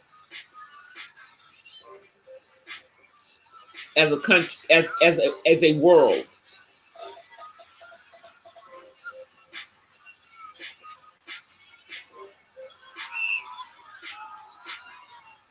I saw that, Terry. I got to take a look at it. But I saw it come up.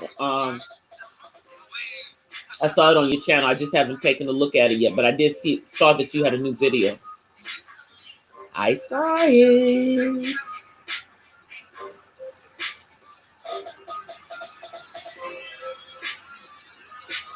Yep, I'm gonna check it out. after we get off.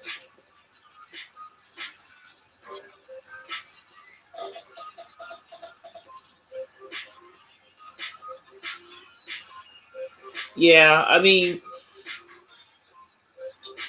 they just really destroyed Africa, the entire continent. And it was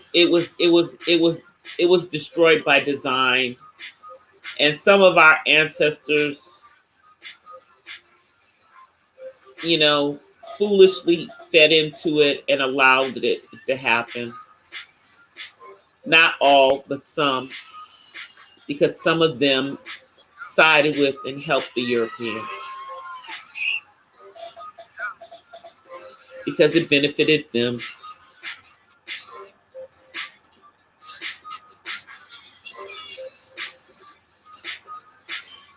Yep, gonna watch it.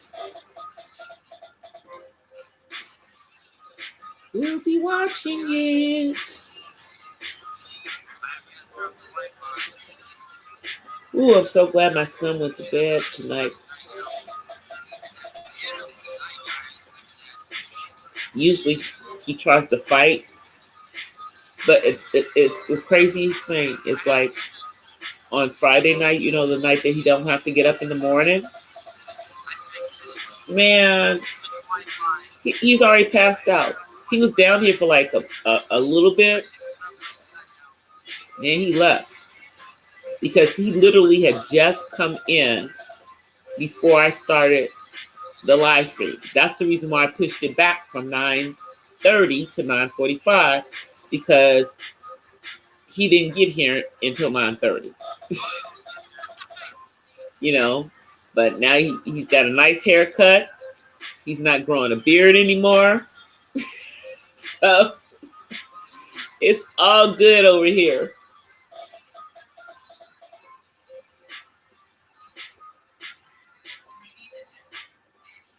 Oh yeah, you know, my first, even though I grew up in DC, my first real African history class was my first semester in college at Hampton. And I got an A in that class too. Although the professor didn't know if I was ever paying attention, because I was carrying a full load and I was like so tired that by the time I would get to that class, I would lay my head down on the desk.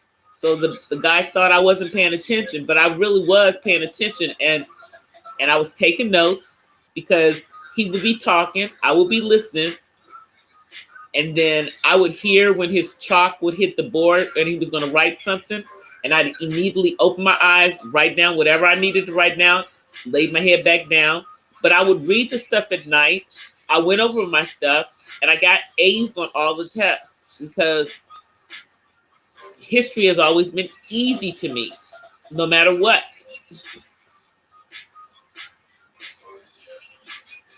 But it was a really good class.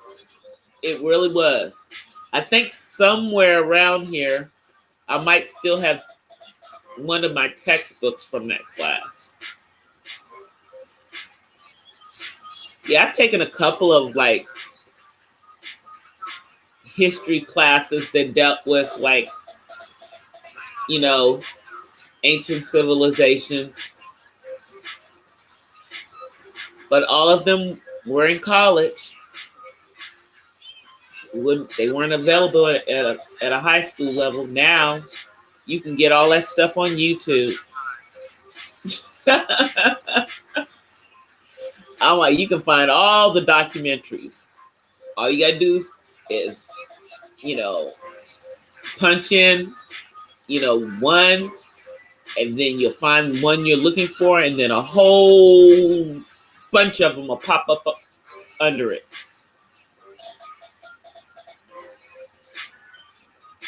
You know, and then there's also that thing called the library. You know, I love going to the library. Still, I still have a library card. You know, people can also go to the library.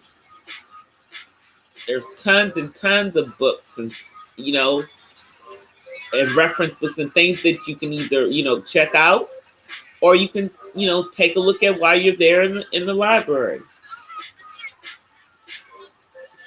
You know, where I still haven't been to that African American museum that's here in LA. I don't know, because my sister told me that the new one at the Smithsonian at home, she said it puts the one here to shame. She said they really, really, really made it everything that it should be. That's one of the places that I want to go. If I do go home, I mean, if I do go to see my dad for Christmas, then I think I'm going to drive up to DC, and my son and I'll spend the day at the Smithsonian, at that one museum. That's all we need to see.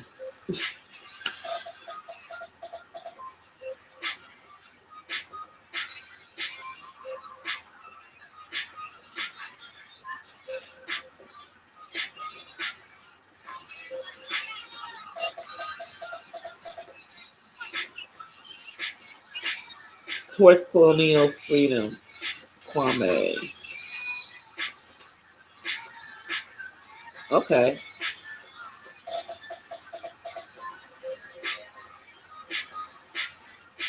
I'll remember the first name and the last name. Ha ha.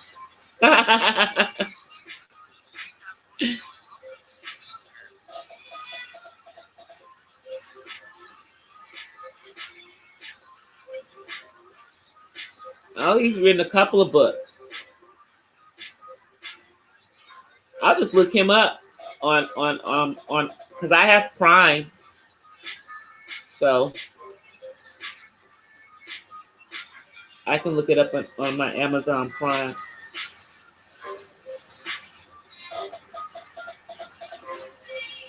Yep, I can look it up on my Amazon Prime.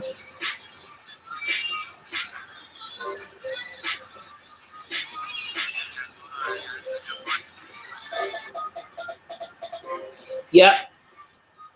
And that's the stuff that I'm interested in.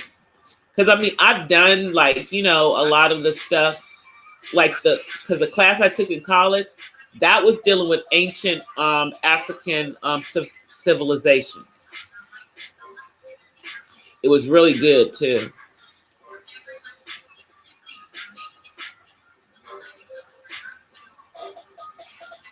That's what I said. He wrote a few books. He obviously is an expert in this field, African studies. I remember when that first came out as a degree and people didn't take it seriously.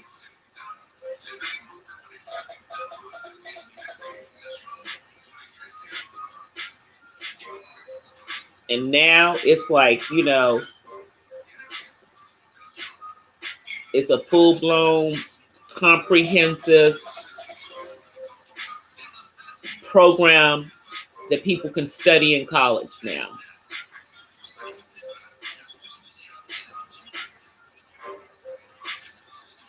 Yeah, but it's just like so much that is still being uncovered about the history of Africa. You know, like, you know, because it wasn't even called Africa. It was called Al-Cuban or something like that. Europeans decided that it was going to be called Africa. They named it Africa. But the continent had another name before that. It had another name before that.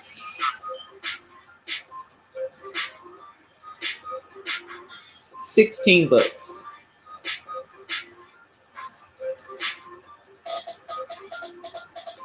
Wow. I was just a baby. And I wasn't even born when he started presidency.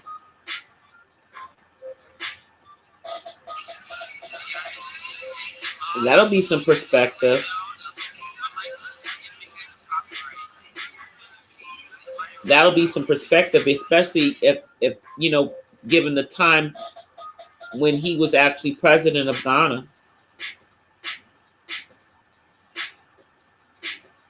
It'll definitely give some perspective.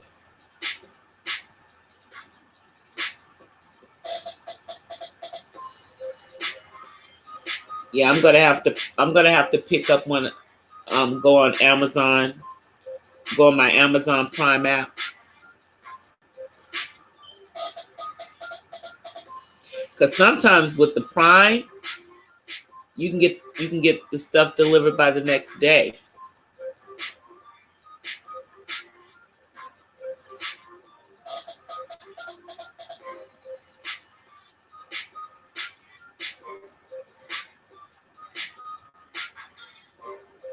Okay. So he went to school over here and then went back home. Well, at least he took the American education and did something, you know, like took it to help run a country, you know. That's what I'm saying. It's like, you know, in my head, it would seem that it would make more sense if you're coming over here and you're going to go back home. You're coming over here to get a master's degree,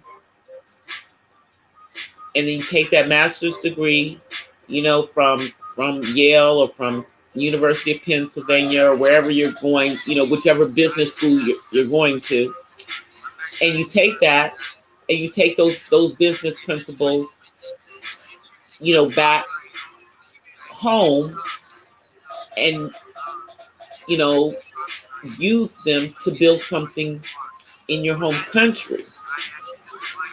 And then, I mean, that's what should have been going on all this time, you know. But I just think that, you know, that they're going to have a economic collective power block called the continent of Africa.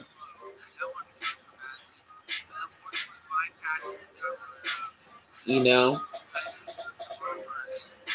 it's something that really has to happen.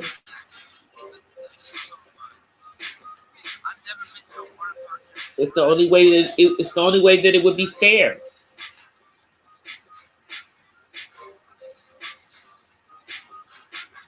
It's the only way that it'll be fair.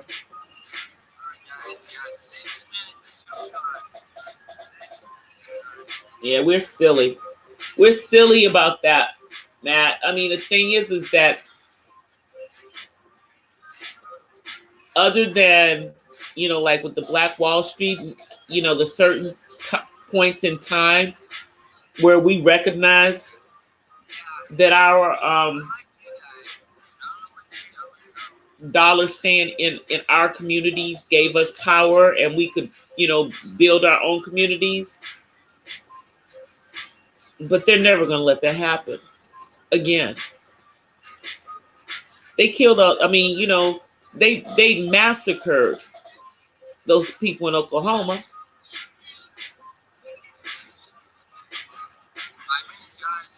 You know, I mean, they had truly had a thriving economy that could have gone and been a model for other, you know, communities of color. And that's why they made sure it got destroyed.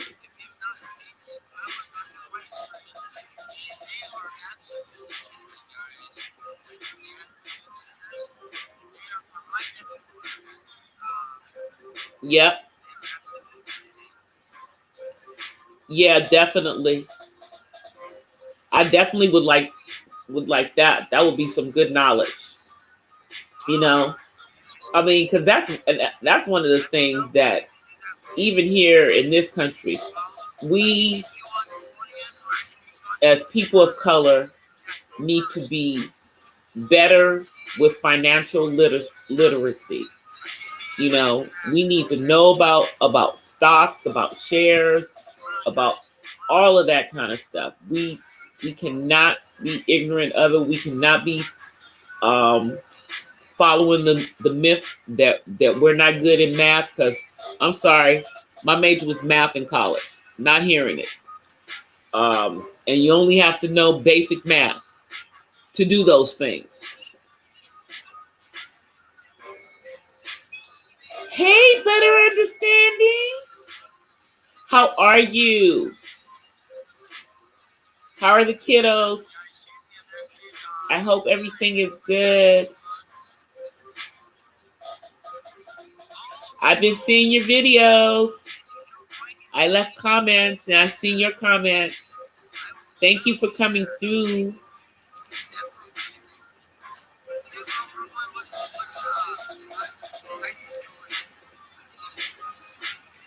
Hey, better understanding, are the new rules on YouTube, they shouldn't have any effect on your channel because you're not even showing your kids, are you? Not really.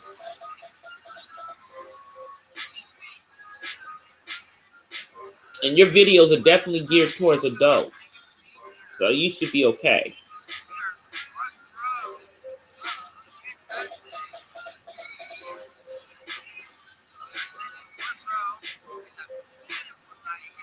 Wow. Yeah, Terry, we'll definitely, I mean, it's like so many things that we can do like some panels on with that knowledge about that stuff, just so people can understand it and get the right understanding. Because, you know, like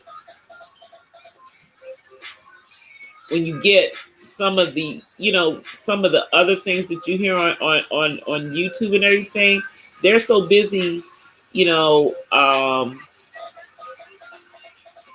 trying to get us, you know, to understand who we are here, that they don't understand the fact is that we have to know about the history,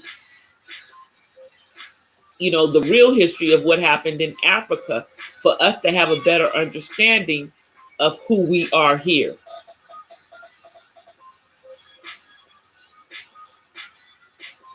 You know, but I know it's late and we're at the end of our conversation getting deep like this. But we've been on for a while tonight. I know it's almost midnight here on the West Coast. So I'm going to probably go ahead and end the live tonight. But I will be back on tomorrow. And for sure, I'm probably going to do a pop-up at some point tomorrow. Because it's the weekend. You know. And I'll probably do something on my Streamlabs. Because I'm pretty sure that this playlist that I'm playing for Expedition Greg will still be playing for most of tomorrow. Because I think I'm only on like maybe the third video, because one of his videos is like 5.5 hours long. But so it's gonna be playing for a while. But I will definitely see you guys on tomorrow. As you know, if I do a pop-up, you won't get my avatar, you'll get me. But I might do some streaming. I don't know, depending on how the weather is, I might sneak to the beach tomorrow or do something and not be at home doing a pop-up. Who knows? But until then, guys, thank you for coming through. As always, thank you for your support. I appreciate it. And peace from the West Side, guys. Talk to y'all tomorrow. Bye.